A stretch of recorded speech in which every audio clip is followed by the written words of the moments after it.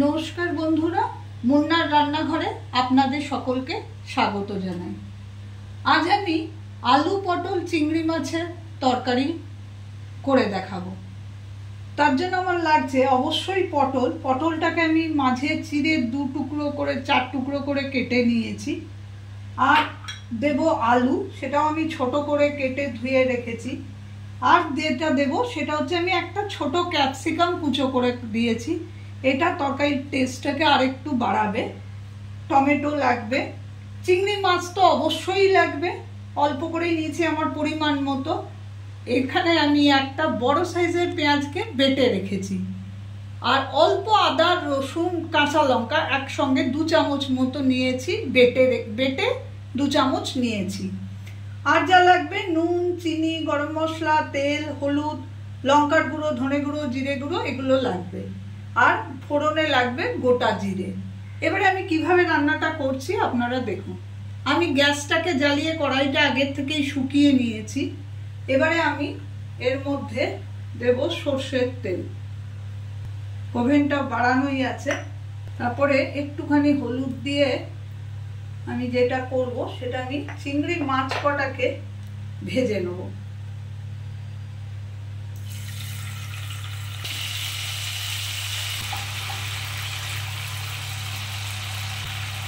আমার চ্যানেলে আপনারা যদি কেউ নতুন হয়ে থাকেন তো প্লিজ আমার চ্যানেলটাকে সাবস্ক্রাইব করে দেবেন। আমি এবং অনেক নতুন ধরনের রান্না এই চ্যানেলে দেখিয়ে এসেছি, প্লিজ সেটাও চেক করে দেখে নেবেন।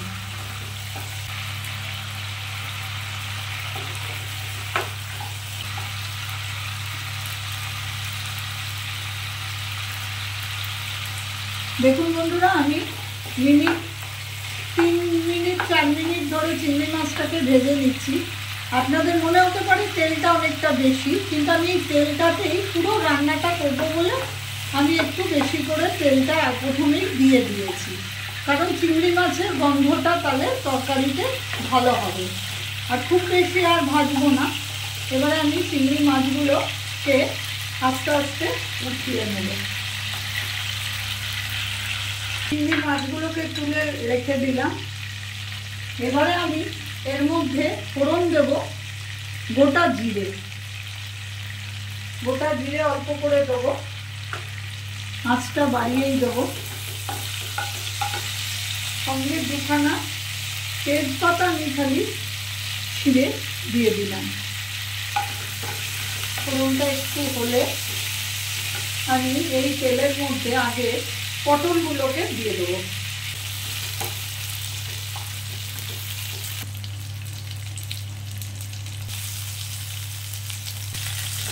দেখুন বন্ধুরা, এইভাবে একটু যখন পটলগুলো ভাজা ভাজা রং এসে যাবে তখন আমি আলুগুলো দিয়ে দেবো। দিয়ে আমি একসঙ্গে জিনিসটা ভাজতে থাকবো। বাড়িয়ে কমিয়ে আমি মিনিট 5-7 ধরে এটাকে কষবো। বাড়িয়ে কমিয়ে ঢাকা দিয়ে সুন্দর করে আলু আর পটলটাকে দেখুন এইভাবে ভাজা ভাজা করে নিলাম। এবারে আমি এর মধ্যে ক্যাপসিকাম যেটা কেটে রেখেছি, আমি একটা মাঝারি সাইজের ক্যাপসিকাম ছোট করে কেটে নিয়ে দিয়েছি। এতে না তরকারির টেস্টটা আরও ভালো হয়। শুধু আলু পটল দিয়ে যেটা হয় তার থেকে এটা অনেক ভালো খেতে হয়। একবার ঘরে করে দেখবেন, খুব ভালো হয় খেতে। আঁচটা বাড়িয়ে বাড়িয়ে রেখেছি। এবারে আমি টমেটো কুচিগুলো এখানে দিয়ে দিলাম। একসঙ্গে এগুলো ভাজতে থাকলাম।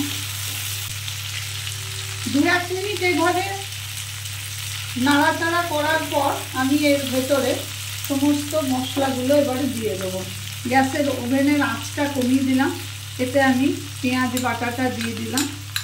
একটা বড় সাইজের পেঁয়াজ নিয়ে আমি বেটে দিয়েছি। আমার এইটুকুই লাগবে, আপনারা আপনাদের পরিমাণ মতো দেবেন। আদা রসুন আর কাঁচা লঙ্কা বাটা 2 চামচ মতো আছে, দেখুন এইটা দিয়ে দিলাম। আর যেটা দেবো সেটা অবশ্যই নুন পরিমাণ মতো। এই সময় আঁচটা বাড়িয়ে দেবো। হলুদ দিলাম ছোট চামচে 2 চামচ মতো। ধনে গুঁড়ো জিরে গুঁড়ো সবই দিলাম 1 চামচ করে। এটা একটুখানি বেশি দিলাম।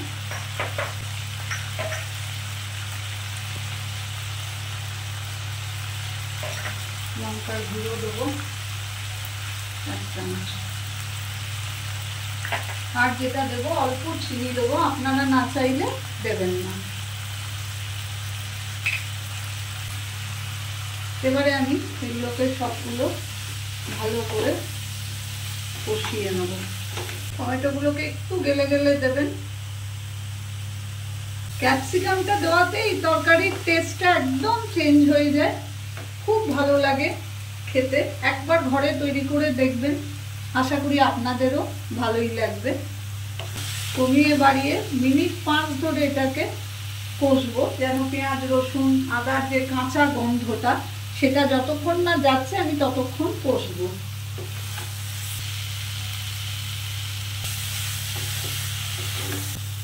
দেখুন বন্ধুরা, আমার কষানো প্রায় শেষের পথে।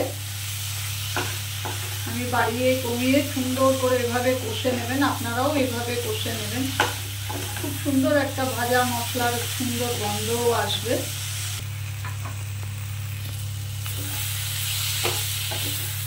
কষা আমার কমপ্লিট হয়ে গেল।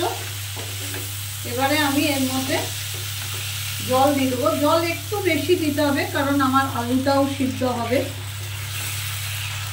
পরিমাণ মতো জল আমি এর মধ্যে দিয়ে দিলাম।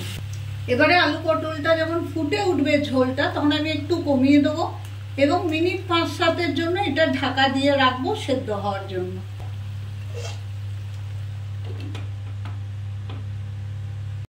দেখুন 5 মিনিট পর আমি ফিরে এলাম। এবারে দেখবো কি অবস্থা।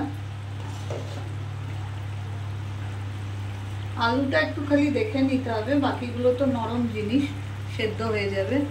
আলুটাও আমার দেখুন পুরো সেদ্ধ হয়ে গেছে। ঠিক এই সময় আমি চিংড়ি মাছ যেগুলো ভেজে রেখেছিলাম সেগুলো আমি দিয়ে দেবো। দেওয়ার পর মিনিট 2-3 জন্য আবার একটুখানি ঢাকা দিয়ে এটা হতে দেবো, তাতে চিংড়ি মাছগুলো সিদ্ধ হয়ে যাবে। ওভেনটা কমিয়ে দিলাম। 2 মিনিট মতো এটাকে ফোটালাম চিংড়ি মাছ দিয়ে। দেখুন আমার তরকারিটা খুব সুন্দর রঙও হয়েছে, এসেছে। আমার তরকারিটা কিন্তু হয়ে গেল। ঠিক এই সময় আমি অল্প গরম মশলা ছড়িয়ে দেবো। আর আমার তরকারিটা পুরো রেডি। আমি বন্ধ করে দিলাম, দিয়ে একটু ঢাকা দিয়ে রাখছি। এরপরে আমি পরিবেশন করে দেখাচ্ছি।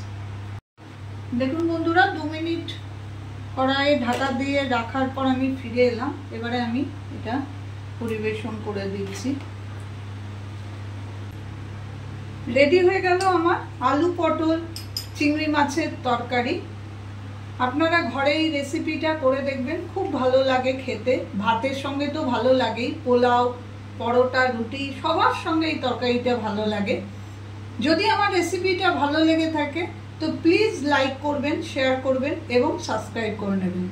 আমি উপস্থিত হব আবার কোনো একদিন কোনো এক রেসিপি নিয়ে।